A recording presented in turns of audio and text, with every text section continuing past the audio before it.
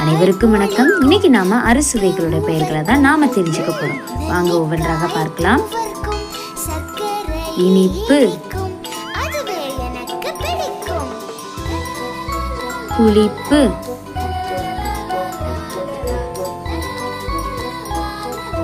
உவர்ப்பு,